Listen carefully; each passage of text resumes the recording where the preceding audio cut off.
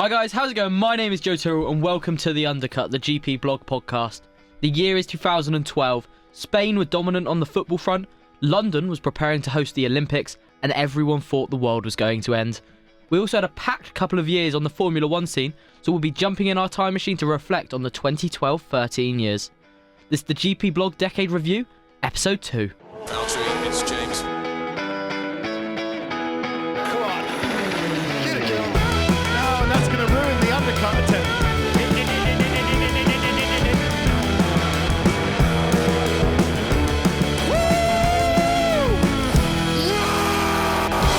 Woo! The undercut. Right guys, so let's jump back in the time machine. The year is 2012. Sebastian Vettel is going into the season as defending champion for the second time. There was a few changes. It was a quiet off-season, really. Lotus became known as Caterham, reflecting team principal Tony Fernandez's purchase of the company. Renault changed its name to Lotus, and Virgin became Marussia. So confusing. So Lotus became Caterham and Renault became Lotus. It wasn't simple. But it's not the same Lotus as the original Lotus. It's a different Lotus. Different Lotus. And then a few years later, yeah. Lotus decided, now we quite like being called Renault.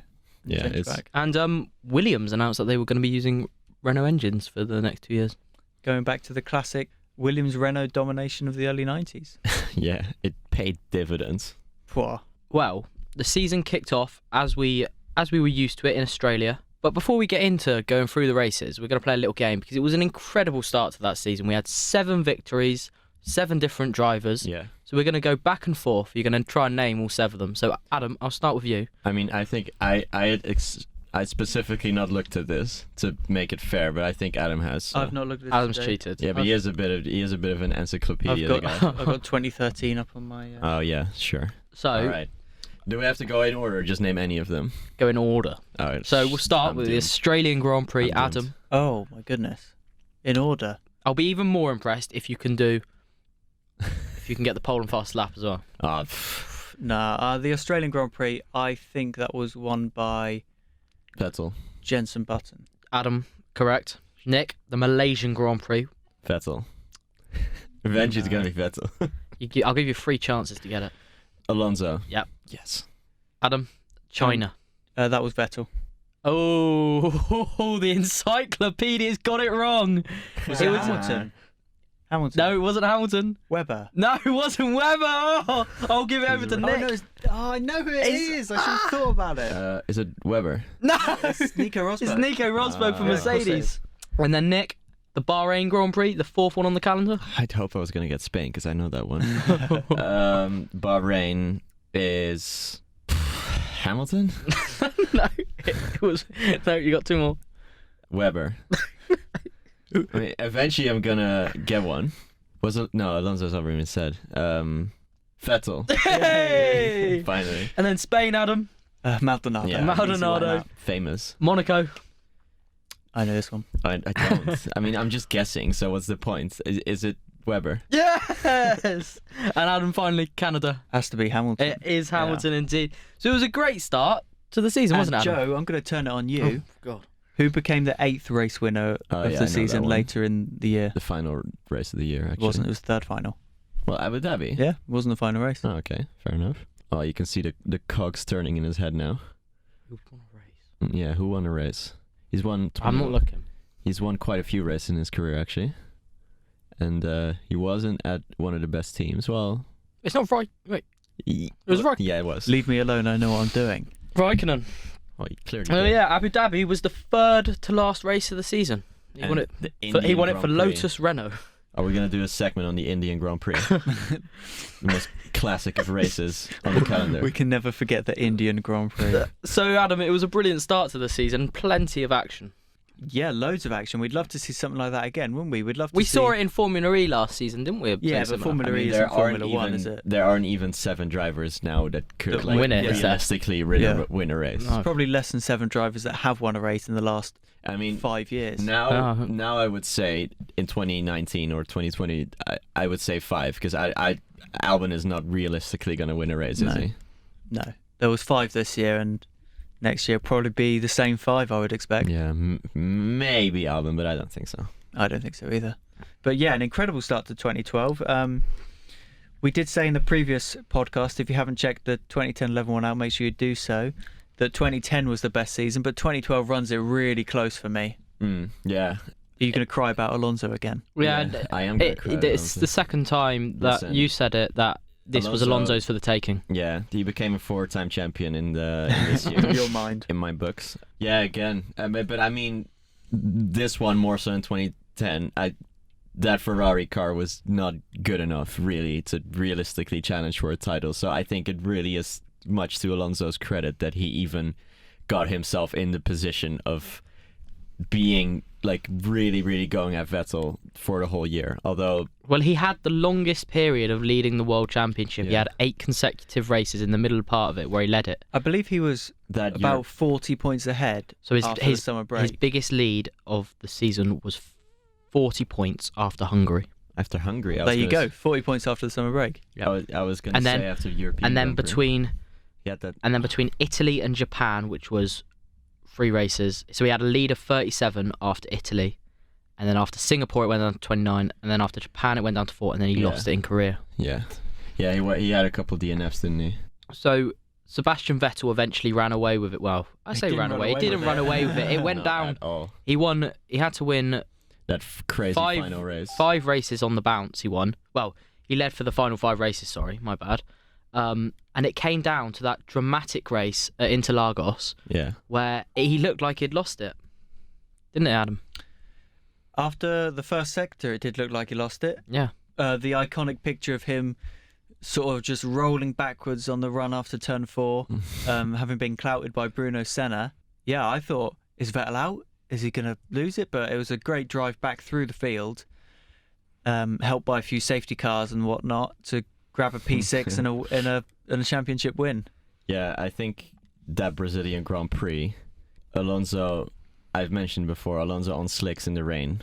It's good. It's incredible. Different gravy. Holding That it is- on the outside of that turn is 3. different gravy. He really was different Although gravy. one thing we should mention about that Brazilian Grand Prix that still pains me to this day, even though he's not one of my favourite drivers on the grid, Nico Hülkenberg. Yeah, You should have won that race. that was it for him, or at least grab a podium, do something good for once. He was going for the lead and just slid at turn 1 and hit Hamilton, spun round, got a penalty. I think he finished 5th in the end. Not a terrible race by his standards, but it could have been top step of the podium. Yeah, and I think this is the first one of those races where Hülkenberg just ruins his own race, really. And there was this sort of dooming picture this year in the 2019 Brazilian Grand Prix where Hülkenberg was doing this like track walk, and you could just sort of see in his eyes that like, man, I should have won this thing. Staring at the apex he's of just turn 1. I should have won that thing. In hindsight, probably one of the sadder moments of the season, really. But in the grand scheme of things, it's a small thing, really. Well, Sebastian Vettel went on to claim his 3rd World Championship and his 3rd in a row. Adam, it truly was dominant times for Red Bull and the German. I'm not sure they actually had the best car in 2012. I think Who did? McLaren had the quickest car, Wow. but not the most reliable. Yeah. When Hamilton and Button finished, often they would win the race. Yeah. So that's if they finished. And then Well, they won the last 2 races. What's the biggest cliche in F1, Adam? if you want to finish first you have to finish. Yeah. So a partnership that became quite iconic in the world of Formula 1 was McLaren and Lewis Hamilton. The Brazilian Grand Prix was actually the final race he had for McLaren, Nick. His tenure at McLaren ended with Nico Hülkenberg's gearbox like in his car. Yeah, and then he would make that switch to Mercedes, and Which the rest is history, yeah, innit? the rest is history, as they say. Although the first year wasn't very good there. He won a race. Yeah, he won a race.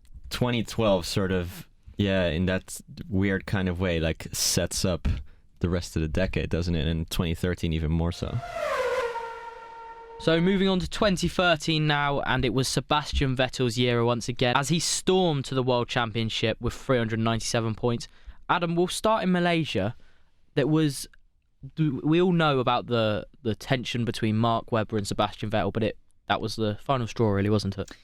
Multi-21 Sebastian. Mark Webber was leading the race in Malaysia. Looked like it was going to come home to be an easy 1-2 finish for Red Bull. But Sebastian Vettel decided, no, I want to win. I don't want Mark Webber to win. He's just my teammate who helps me win races. I want the 4th title. I'm a 3-time champion here. Overtook him. Great battle throughout almost all of Sector 1 in Malaysia. And at the end of the race in the cool-down room, we all love seeing what the drivers have to say at the end. Mark Webber sat in his chair, just looked at Vettel and went, "What are you doing, Seb? Multi 21." And Sebastian Vettel was just like, "Don't really care." Is Multi 21 the predecessor of Valtteri's James? I think Felipe Fernando is faster than you. Yeah. Turned into Multi 21, which then became Valtteri's James. What an evolution of team orders. What? Although it Barrichello and Schumacher. Yeah, that started it. That started it. But is there like an iconic message there? Can't remember it. It's 2002. There's the iconic 2008 Singapore message where they told Nelson Piquet to crash some code. They like coded it saying like, "Oh Nelson. yeah, you're gonna have some new tyres next lap." Spins into the wall. I can't remember exactly what happened. Well, Sebastian Vettel was really head and shoulders above everyone that season, and he went on in the second half. And Nick, he was quite. I think it's up there with one of the most dominant spells, if not the most dominant spell in Formula 1 history. Yeah, it's the longest winning streak in Formula 1 history. He won 9 races on the spin, and that really tells the story, I think, of 2013. It was just his year. It's weird to think that he would go without winning a race to the next 3 years after this. He wouldn't win a race in 14 and 16, which is really odd to think about. He was so utterly dominant. It was this year. quite ridiculous. So his winning margin over second place Fernando Alonso was 155 points. Adam, that is huge. Not bad, is it? Only 6 race wins and a bit. You'd take that, wouldn't you? Yeah. He was different gravy that year, as we say, in good old Britain. He won from pole position on and 4 occasions. You know how we're thinking. You know how we're thinking that Lewis Hamilton could go and beat Schumacher's record. Yeah. At this point, he was a 1-time world champion. Well, no, back then we were thinking, Vettel's wow, is Schumacher's record in Jeopardy from Sebastian Vettel? Yeah. And it's crazy to think that after winning 4 titles in a row and just being so good at Red Bull in 2013, how has he not won another title? I know Mercedes have been dominant, but you think when your driver is that good, 2020? Question mark. You never know. Yeah, but I think 2013, to make it relevant for now, is a good reminder that no matter how good a driver the team seem, it can just disappear like that. And as I said, he went to the next 3 years without winning a race, and I think he won 1 in 2015. Yeah, it's really crazy to look back at he looks like a different driver compared to now. Is it just that he doesn't like the new 2014 spec cars? Yeah, I don't know. That could be Ricciardo. a reason. He definitely didn't like Ricciardo. Yeah, that's for sure. He definitely has a history of not liking teammates. Yeah. Australian ones. Well, 2013 also saw the birth of the relationship. Well, the F1 relationship between Hamilton and Rosberg. How important was that? They weren't up there that season, were they? Compared to what they are now and the previous they season. won 3 races between them. They were the 4th team. What McLaren are now, but a bit better. And they were mates back then. They were karting mates. I'm sure everyone knows. Friends from about. They actually 8 years finished of age. second in the Drivers' Championship in 2013. Drivers or constructors? Constructors. Yeah, Sorry. but I mean by Did they? Yeah. But by how much of a margin? It's 6 points to Ferrari. Yeah, it's 360 to 354. It's because Massa didn't do anything that year. I didn't realise that. Yeah. Well, yeah, three. I suppose Vettel took most of the wins, and then 3 between them was quite a big chunk of the rest. Yeah. Yeah, Rosberg winning 2, Hamilton 1, but I believe Hamilton finished higher in the standings. You Yes, got he it did. there. Yeah, he did. But look at the grand scheme of things with Mercedes. I think at that point, they're obviously competing, but I think they still have like the greater goal in mind at that point. I don't think it's They targeted those 2014 changes as their chance to and seize at it. that in that year. That's when it started to the nasty stuff started to come. Really, Yeah. I don't think they ever collided before then. Well, they were friends before that. Yeah, they're neighbours in Monaco. They still are, I They think. live in the same building. Yeah. Yeah, it's an awkward lift conversation, isn't it? Oh, Yeah. hi Lewis, how you doing? How many noise complaints? Looking you forward reckon to your there are 7th World Championship this year. Yeah. I've still got mine on my mantelpiece. I've got one. You reckon Hamilton ever files a noise complaint? Rosberg is like shouting at his vlog camera. Yeah. Hi guys, my name is Nico Rosberg. Louder than me. His career over. Yeah. Welcome. Is my It was- tendency over? What sort of ideas and themes and moments do you take from those 2 years that stand out to you? Regular listeners of the podcast will know that I am a fan of a certain Romain Grosjean. Head of the Roman Grosjean fan club. That's not even how you say it in French. Is it not? No. Continue. And I want to point out his vast improvement over the 2 years.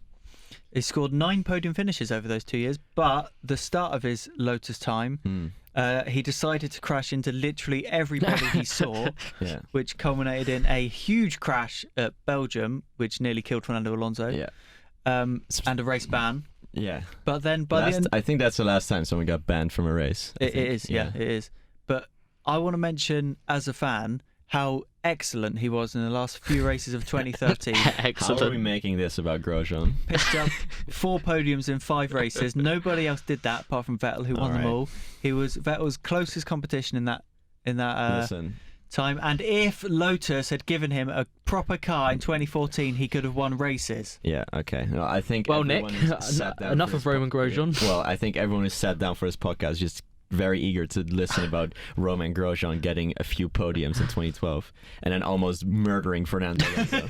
Underrated part about that thing is, by the way, is Maldonado like jump starting by like a second and a half. It's crazy. He was in the middle of the track before anyone else had moved. I think the best moment here is, I mean, if I can't use that moment, it probably is Maldonado's win. That is one of the most freak wins I think we've seen. To date, it's Williams' last race win. You wouldn't expect it to come from Pastor 7 years Maldonado. ago. Yeah, it's just a crazy race all around. Last and only win the 2012 Spanish Grand Prix. We wouldn't see a Williams winning it nowadays, would we? You never know. Nicolas Latifi. Well, guys, that's all we got time for. We'll better get back in the time machine. We'll be back where we'll look back on one of the most iconic feuds in Formula One history. You looking forward to it? Oh yeah, Can't wait. Just as a teaser, my Nico Rosberg impression is gonna make an appearance here. I think it's pretty decent. Right, guys, we'll catch you next time. See ya. Bye. Valtteri, it's James.